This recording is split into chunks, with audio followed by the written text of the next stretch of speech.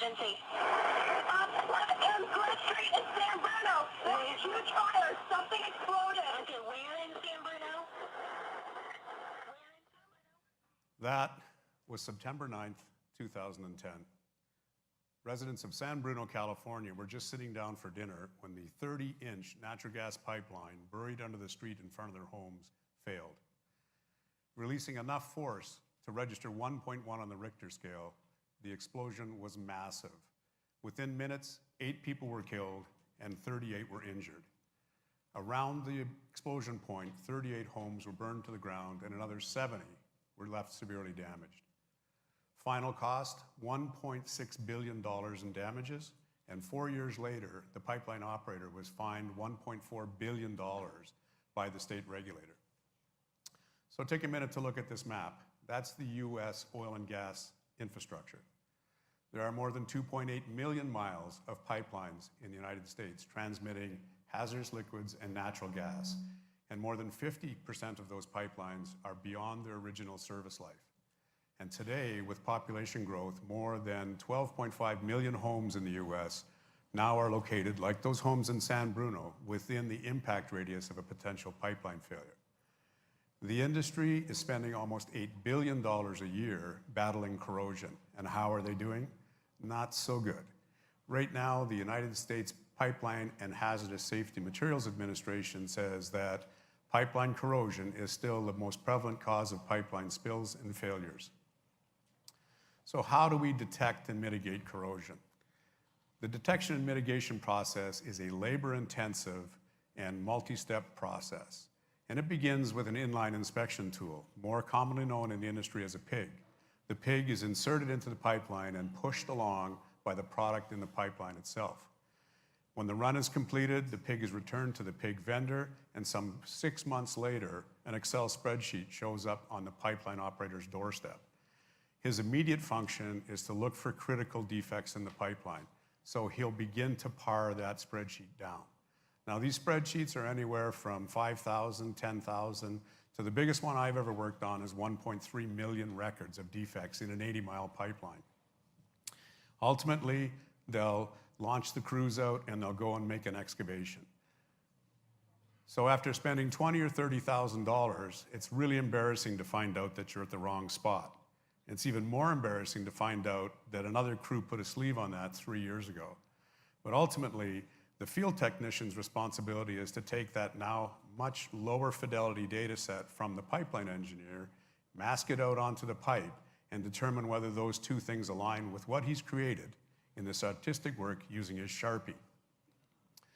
So what happens? Pipeline engineers today spend a lot of time looking at multiple spreadsheets, trying to pick up patterns. It's pretty hard for the human to do that. Now, I notice a lot of you have not been making notes, so while I was back there, I jotted some down for you. That on-pipe data is about 3 gigabytes of data a month for an average-sized pipeline company between 10 and 15,000 miles. The ILI data, or the PIG data, is an additional 30 gigabytes of data every month. And operational data from their SCADA systems, which are the control systems which do pressure, temperature, and that kind of stuff, is an additional 228 gigabytes of data. There's a lot of data. But the strange thing is that in corrosion, we, like the tip of the iceberg, we're only using 0.3% of that data to determine where the pipeline's going to fail. So here's the opportunity. Using machine learning, we need to take labor-intensive processes and convert them into automatic processes, keeping the engineer in the loop, adding value to the process. We need to take these high-cost processes that have a low certainty outcome and convert them into low-cost processes that have a high confidence outcome. And we need to take the process of reducing data fidelity, adding all of the data into the mix so that we can create a predictive analytics model.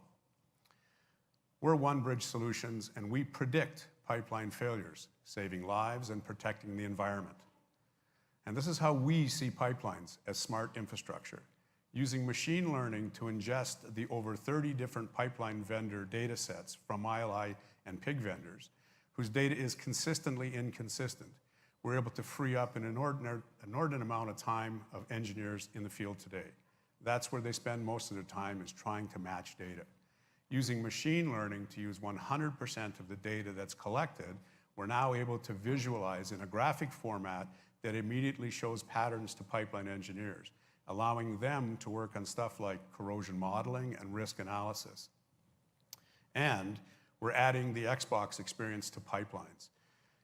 We have embraced the Hololens. Using the Hololens, we can move the pipeline engineer from his desk into the ditch with the technician in a data-rich, immersive environment that's interactive and real time.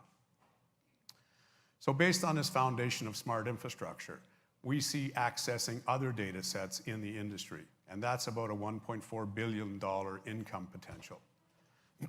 I've spent 24 years digging holes on pipelines, and with my partner, Brandon Taylor, we've put together a well-rounded team of experts who can scale rapidly. At the beginning of this sprint, we put together an advisory board, and that advisory board is made up of pipeline regulatory personnel, pipeline operating personnel, and pipeline service company personnel to help us validate the vision and grow the company forward.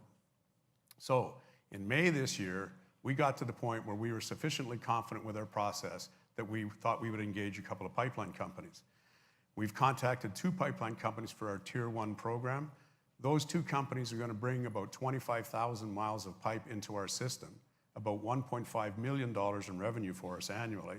And these 2 pipeline companies are both experts in the industry in terms of knowledge matter and household names. I can't tell you their names. Somebody else did that tonight earlier.